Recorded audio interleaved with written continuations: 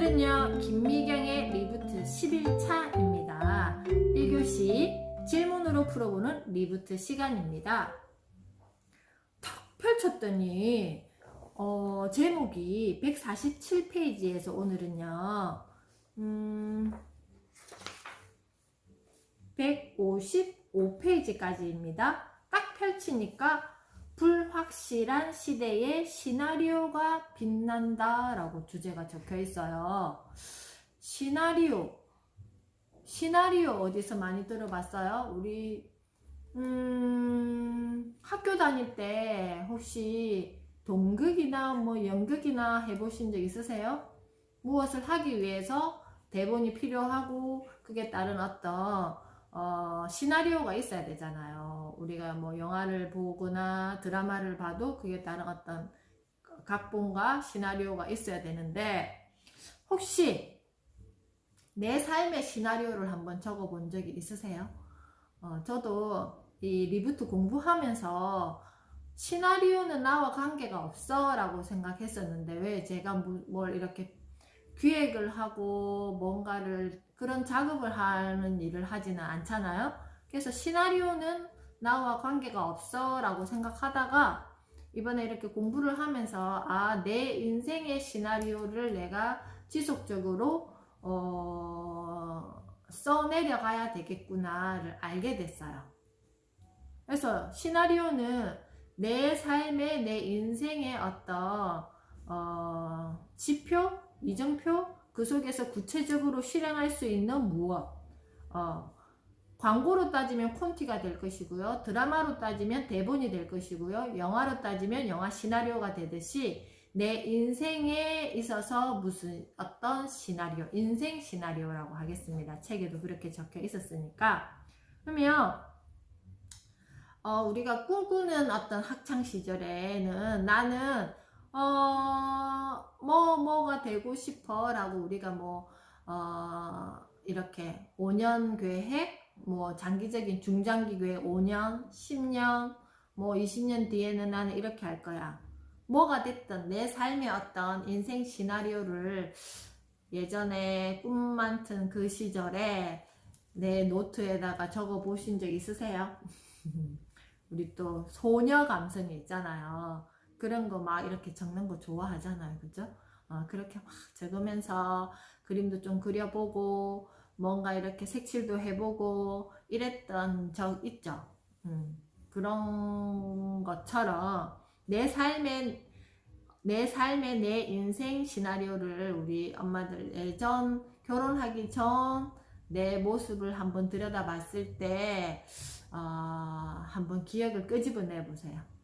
그리고 결혼하고 나서 아이를 키움에 있어서도 또 그렇게 하신 분도 계실 거예요. 내 인생 시나리오를 적으면서 아이의 육아는 이렇게 하고 나의 삶은 또 이렇게 하고 이렇게 하기 위해서 나는 또 이런 것들을 더 보충해야 되고, 뭔가 그렇게 하시는 분도 계실 거고, 아니면 매일매일 그냥 아이 키움에 있어서 시간 가는 줄 모르고 또 내가 뭘 하고 싶어 했었지?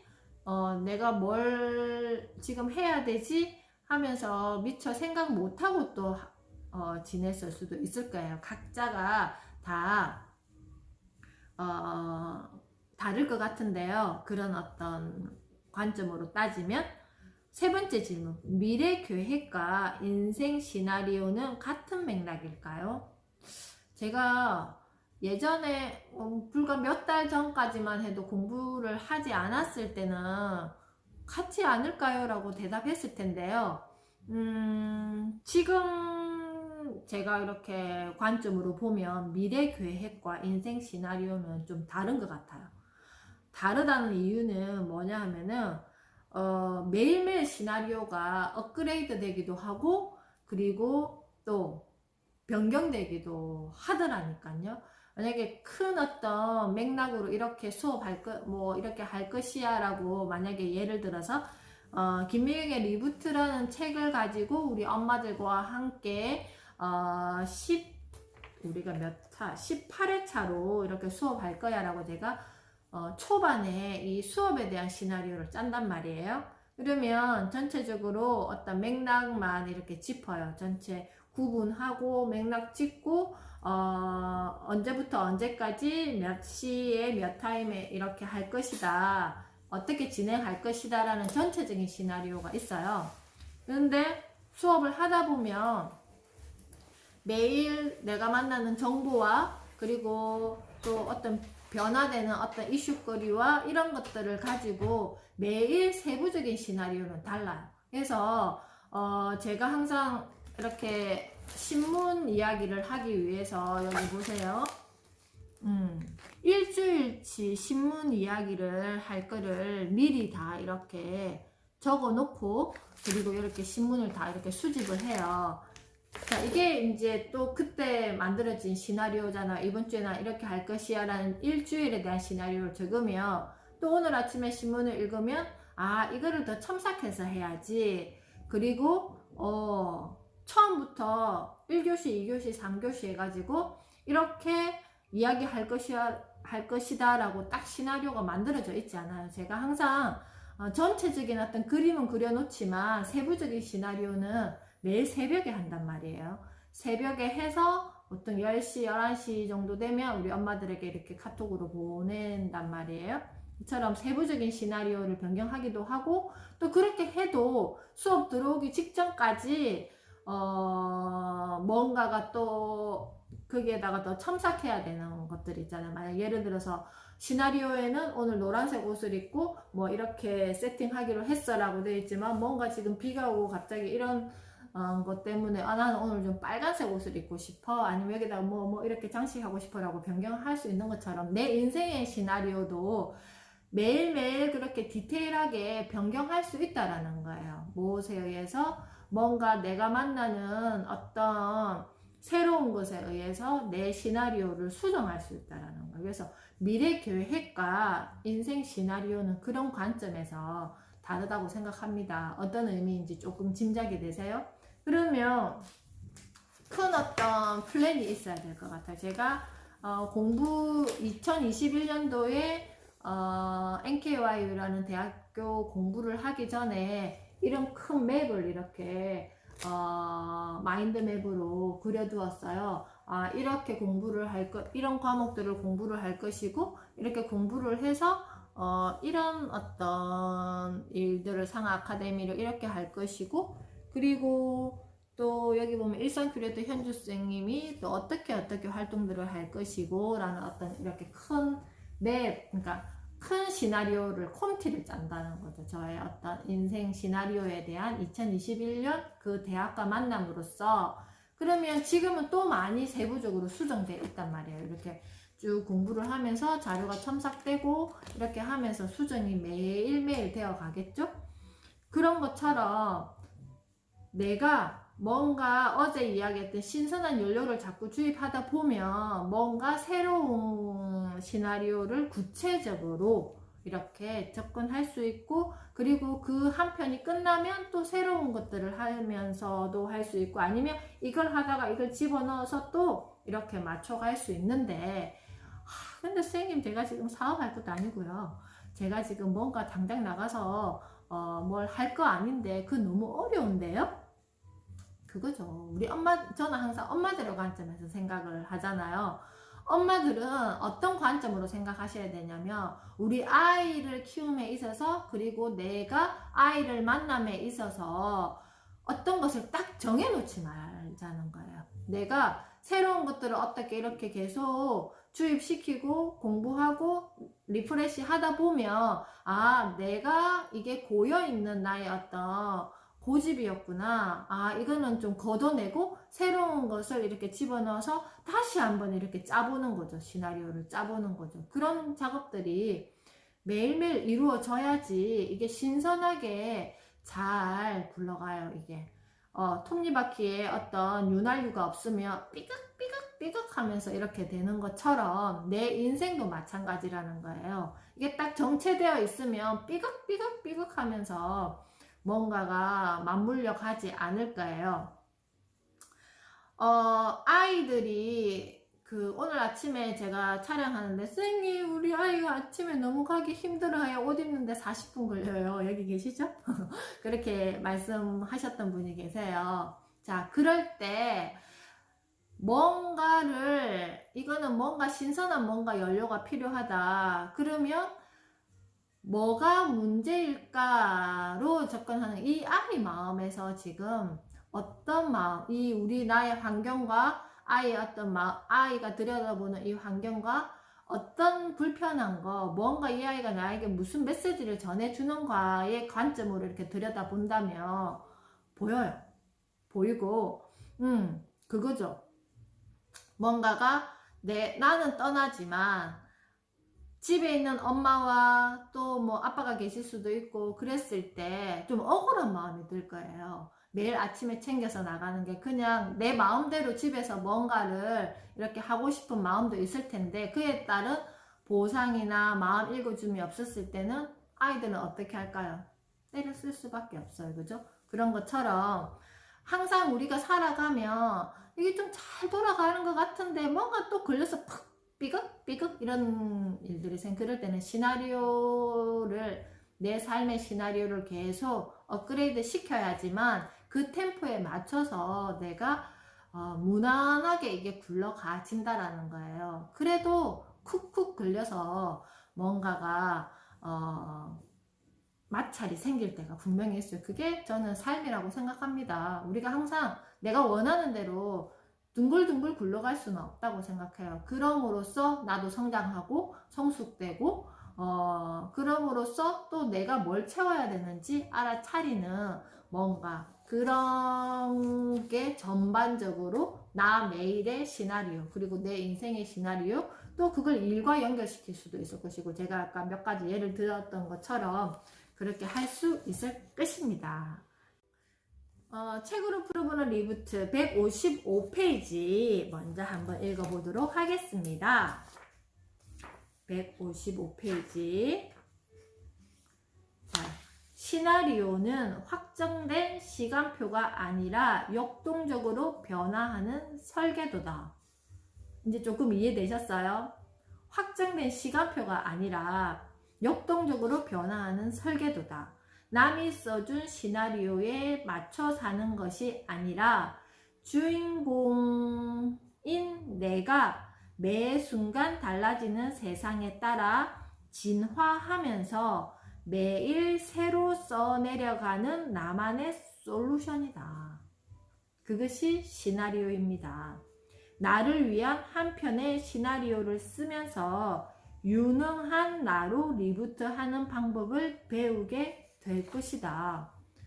제가 매일 시나리오를 쓴다 그랬잖아요. 제가 이 부분을 딱 이렇게 읽었단 말이에요. 오늘 이렇게 해서 시나리오라는 키워드와 그리고 나중에 신문 이야기에서 선진국이라는 키워드를 같이 병행해서 뭔가를 메시지를 마무리해야지라고 생각하고 이거를 딱 이렇게 다 정리를 해놨단 말이에요. 아침에 그렇게 하고 딱 이 책을 읽었어요. 제가 매일 아침에 제가 읽는 책 시면, 수련, 정적 다음으로 이제 승화편을 지금 읽고 있는데요.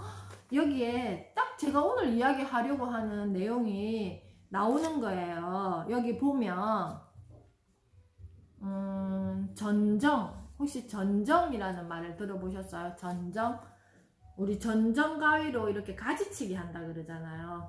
그것처럼 내 안에 가지를 치는 용기라고 해서 오늘 이 주제가 전정이었는데요. 제가 한번 읽어 드려 볼게요. 후기 스토아 철학자이자 제정 로마의 재상이었던 세네카는 여행을 계획할 때 미리 최악의 시나리오를 상상했다. 폭풍우가 갑자기 불어닥칠 수도 있고 배가 파산할 수도 있다. 지혜로운 자에게는 예상 밖의 최악의 상황이 일어나지 않는다. 어리석은 자는 막연하게 최선을 기대하지만 지혜로운 자는 항상 최악의 시나리오를 상상하고 준비한다. 뭔지 느껴지세요? 자, 그리고 뒤에 한번 첨삭해서 다시 이거 읽어 드릴게요. 두려워하는 것 자체가 불행이다. 두려움과 아픔과 고통을 배가시킨다. 우리는 실제로 그것에 대한 상상으로 더 큰 고통을 느낀다. 예를 들어서 내 아이를 키움에 있어서 내가 상상하잖아요.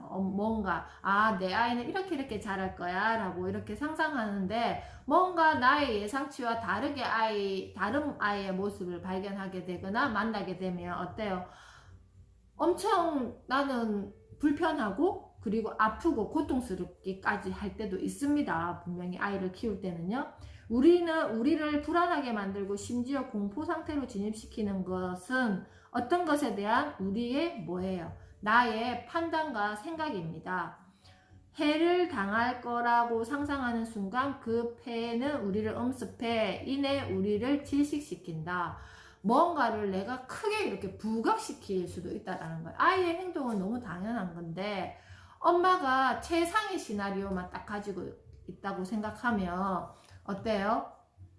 뭔가 아이의 작은 행동조차도 나에게는 고통이 되고 불편함이 되고 걱정거리가 되고 이걸 어떻게 해야 될지 뭔가 방향을 잡지 못할 때가 있다라는 거예요. 지금 우리는 코로나19라는 미증유의 시대에 살고 있다. 이 역경은 우리 사회가 우리 개개인이 다음 단계로 도약할 수 있는지를 측정하는 시험이다. 선진국은 선진적 인간들의 자연스러운 모임이다. 선진적 인간이란 자신의 삶을 위해 혹은 자신이 목숨 바쳐 이룰 수 있는 한 가지를 위해 쓸데없는 것을 전정하는 사람이다. 우리에게 지금 이 순간은 전염병이 물러날 때까지 자신의 삶을 여기저기 퍼져 있는 이기심이라는 바이러스를 전정할 절호의 기회다. 나는 스스로에게 묻는다. 다음 단계로 나아가기 위해 나는 오늘 무엇을 전정할 것인가? 제가 이 구절을 읽고 깜짝 놀랐어요. 내 마음에서 이걸 담고 있었더니 여기에서 더 보충된 설명을 해주는 거예요. 유능한 나를 위한 한편의 시나리오를 쓰면서 유능한 나로 리부트 하는 것들을 함으로써 어떻게 다음 단계로 나아가기 위한 나를 만들어 준다라는 거예요. 항상 저는 여기에서는 주로 보면 어떤 사업이나 아니면 인생에 대한 어떤 이야기를 하지만 저는 아이와 엄마와의 관계를 좀 중점적으로 이렇게 자꾸 들여다보고 싶은 사람이기 때문에 그거죠.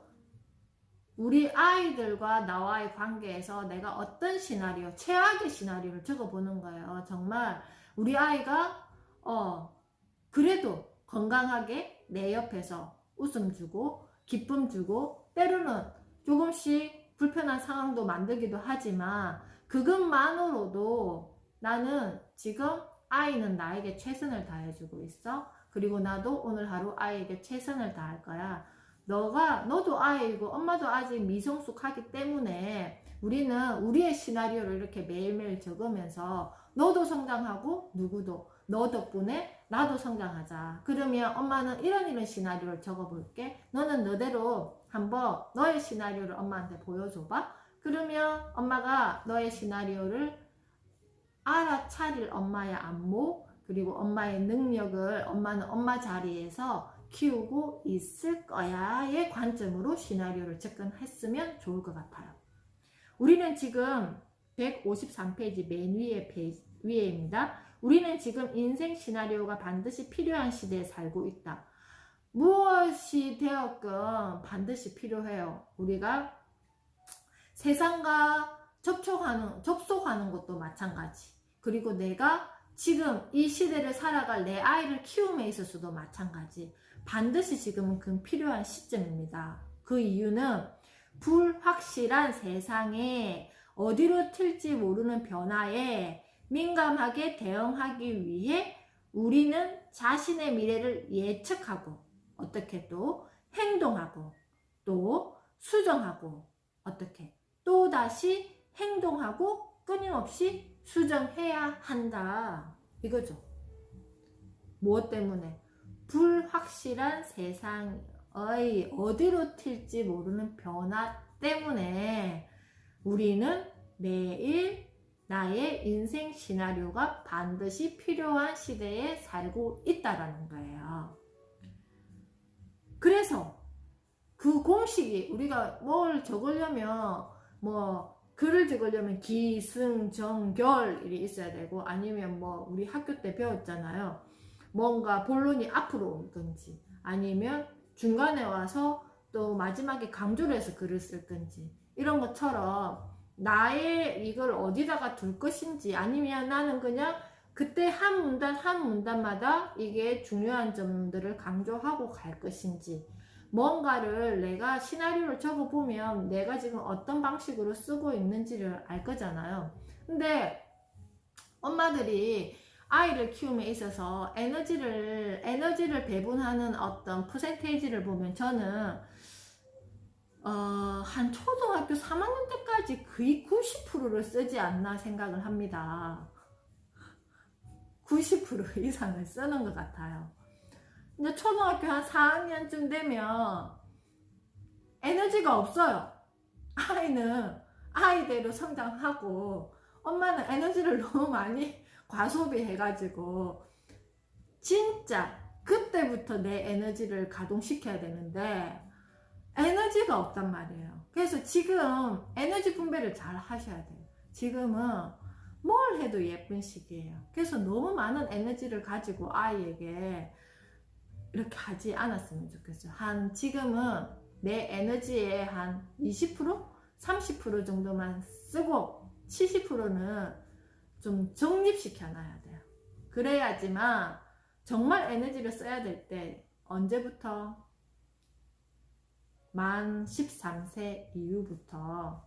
그때는 공평한 에너지를 써야 돼요. 그래서 똑같이 수평선에서 딱 두고 내가 줄 수 있는 에너지가 있어야 되는데, 이게 부등호가 아이가 어렸을 때는 엄마가 좀 힘이 세잖아요. 뭐가 됐든 할 수 있는 역량들이 많기 때문에.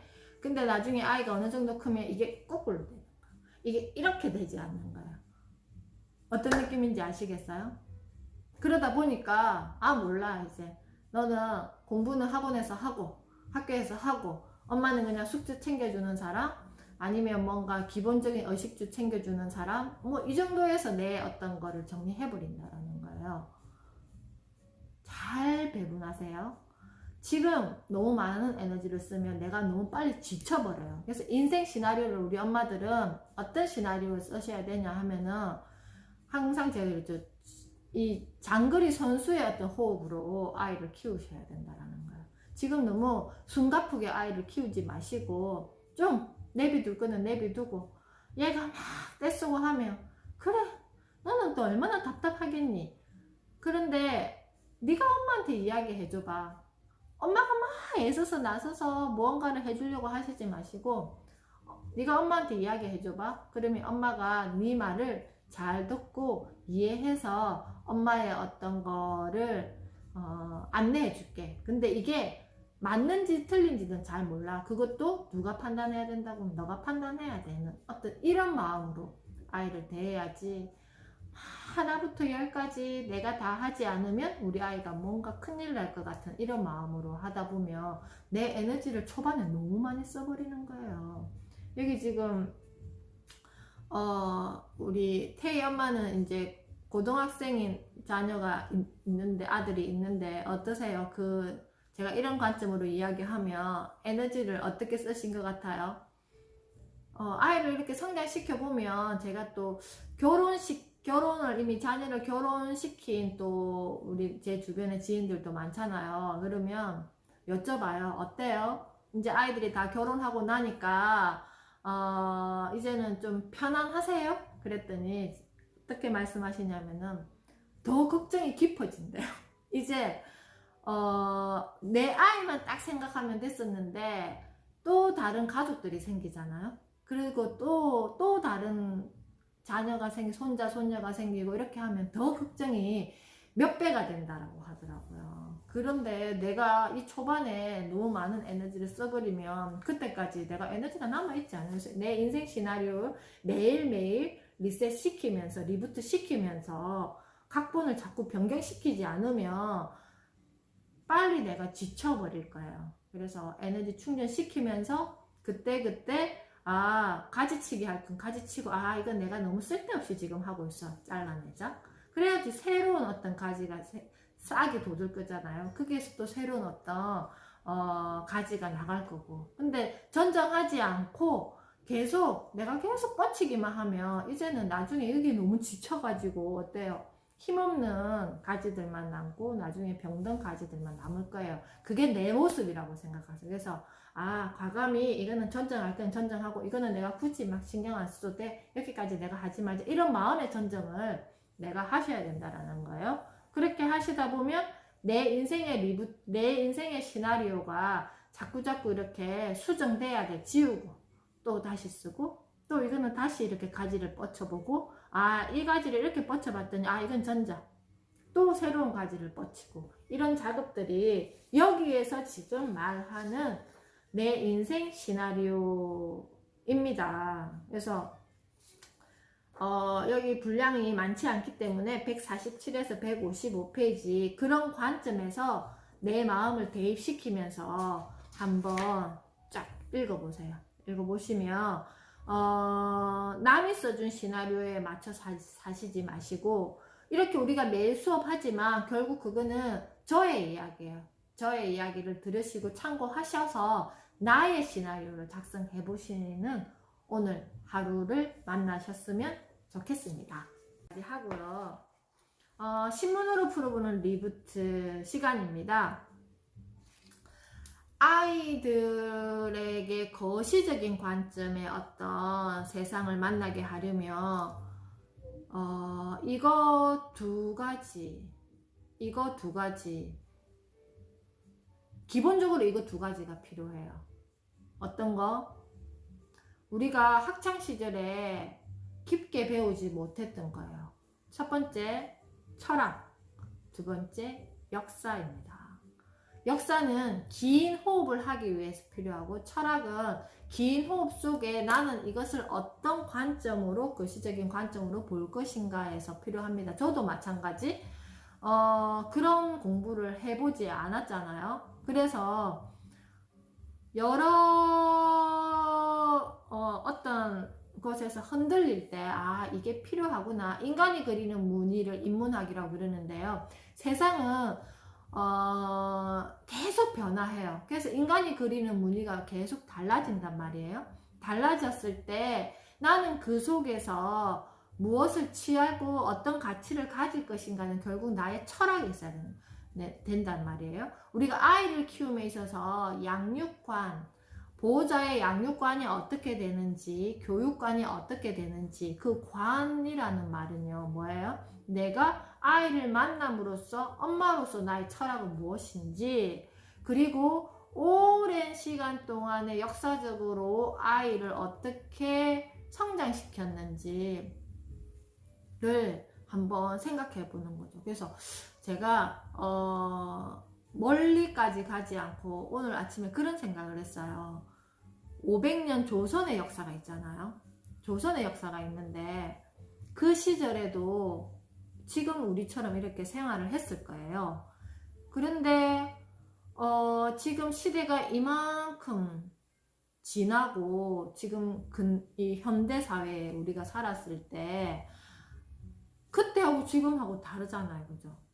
인간이 그리는 무늬가 달라졌어요. 달라졌는데 이게 어떤 내가 이런 거시적인 안목을 가지고 그래서 여기에서 내가 취할 거는 뭐지에 대한 어떤 철학은 크게 변하지 않았다고 저는 생각을 해요.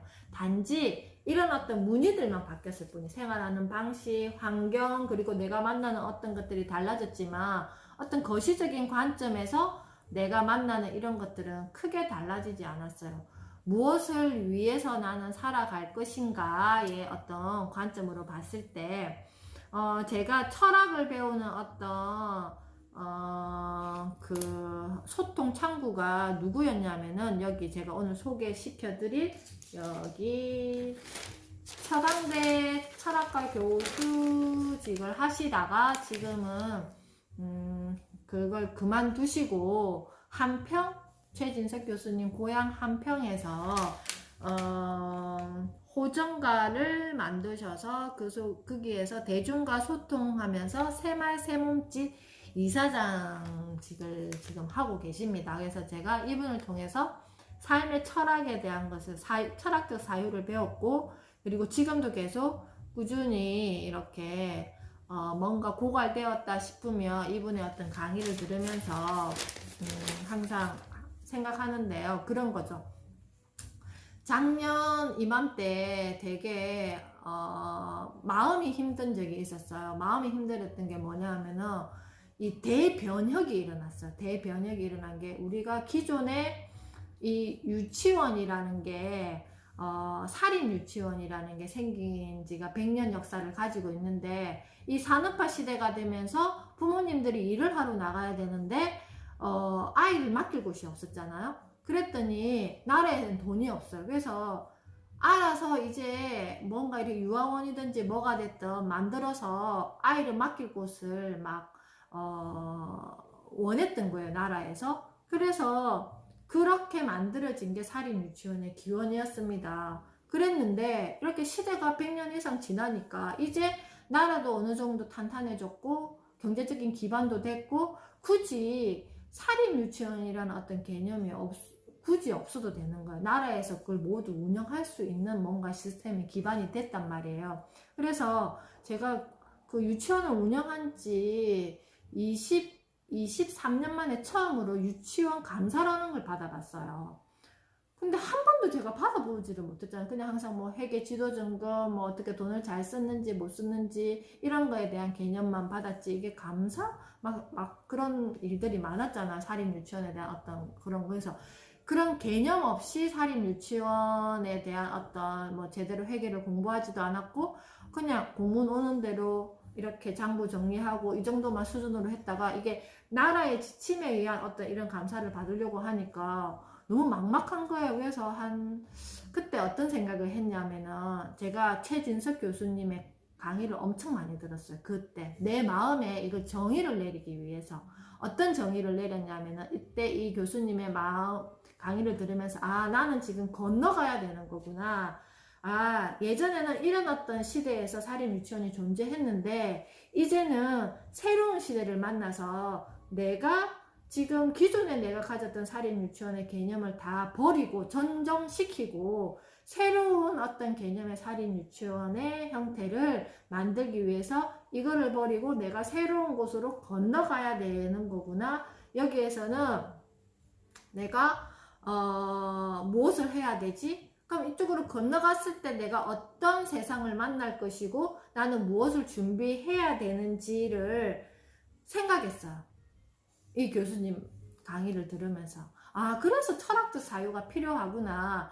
내가 무언가 낯설고 어렵고 경험해보지 못한 것을 만났을 때, 내 마음의 어떤 정의 내려주는 거. 그랬더니 굉장히 이게 마음이 홀가분했어요. 그래서 저희가 4일 동안 감사를 받았는데, 도에서 3분이 오셔가지고, 제가 첫 마디가 뭐였냐면, 그분들이 딱 오셨을 때 자료는 쫙 다 한 방에다가 다 5년치 자료를 다 세팅시켜 놓고 말씀드렸어요. 어떻게 말씀드렸냐면은, 지금까지 한 번도 사립유치원이 이런 감사를 받아본 적이 없다. 그래서 서류를 점검해 보시면 제가 몰라서 못했던 부분이 있을 것이고, 알고 있었지만 워낙 그냥 예전에 했던 거에 익숙해져서 변화하고 싶지 않아서 안 했던 것도 분명히 있을 것이라고 생각합니다.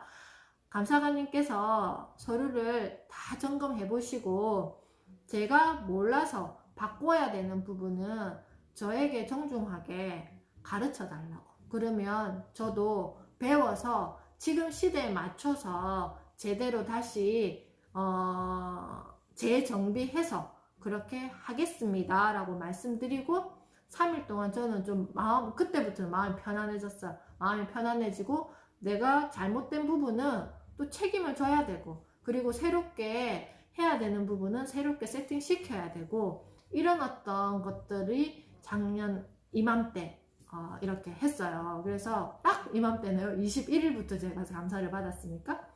그게 제가 이 철학 강의를 들으면서 최진석 교수님에게 배운 지혜였어요.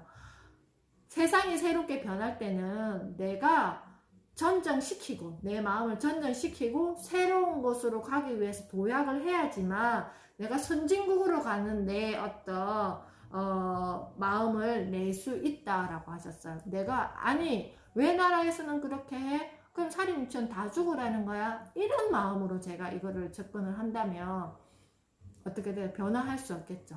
그냥 언젠가는 도태될 거라고 생각합니다. 그래서 더 열심히 나라에서 주는 시스템을 공부했고, 그게 여기에서 맞춰서 어떻게 이걸 적응해야 되는지, 내가 뭘 지금 이걸 다시 세팅해야 되는지. 그래서 올해는, 작년에는 그랬죠. 스쿨뱅킹을 해가지고 에듀파이널을 지금 다 하고, 이런 것들이 다 나라에서 원하는 기본 시스템은 저희가 유치원에서 기존에는 안 했지만 지금부터라도 다 맞춰놓고, 그리고 여기에서 창의적으로 우리 유치원만의 어떤 색깔을 이제는 만들어 나가야죠. 기본적으로 이 시스템은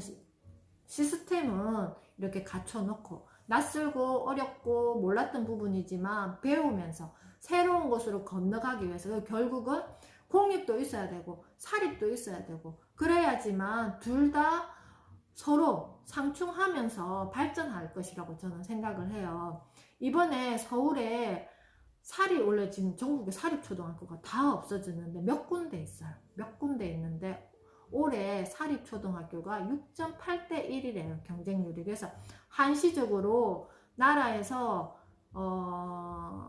올해만 중복 지원할 수 있게 허용을 했어요. 왜냐하면 사립초등학교에 등록했다가 6점 몇 대 1이니까 7명 중에 1명은 붙고 6명은 떨어질 거잖아요. 그 친구들은 공립초등학교로 가야 되는 거예요. 근데 그렇게 살아남지 못한 초등학교들은 거의 다 없어졌어요.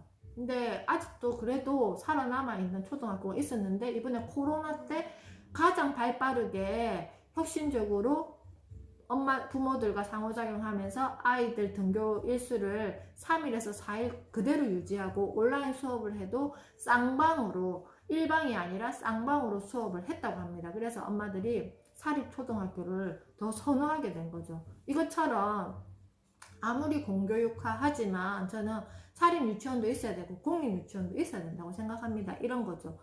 이런 거야지만 우리가 선진국의 마인드라고 생각해요. 서로 강점과 약점을 가지면서 서로 충돌하면서 서로 같이 발전해야지만, 이 아이는 사립유치원이 맞는 아이가 있을 거고 공립유치원이 맞는 아이가 있을 거고, 엄마들 관점도 마찬가지. 나는 공립유치원이 맞는 엄마가 있을 거고 나는 사립유치원이 맞는 엄마, 선택할 수 있는 뭔가가 있어야 된다고 생각합니다. 그래서 그거죠. 이거였어요. 여기에서도 생각을 한다는 것은 무엇인가 라고 이렇게 질문했더니 교수님이 이렇게 말씀하셨어요. 세상에 등장하는 것은 전부 생각의 결과다.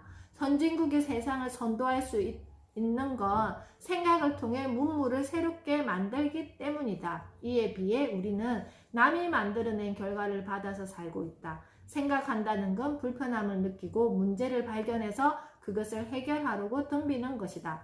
이제야 비로소 지적 활동이 시작된다. 그것이 바로 질문이다. 우리는 남이 해결해 놓은 결과를 외워서 정답에 맞추려는 습관에서 질문을 하려는 도전적인 습관으로 이동해야 된다.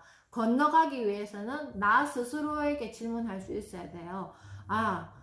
뭔가 메시지를 줄 때, 이거 감사라는 메시지를 줄 때는 뭔가 낡은 것들, 관습들을 다 좀 청소하고 새롭게 리셋하려고 한다. 그러면 나는 여기에서 뭘 해야 될까?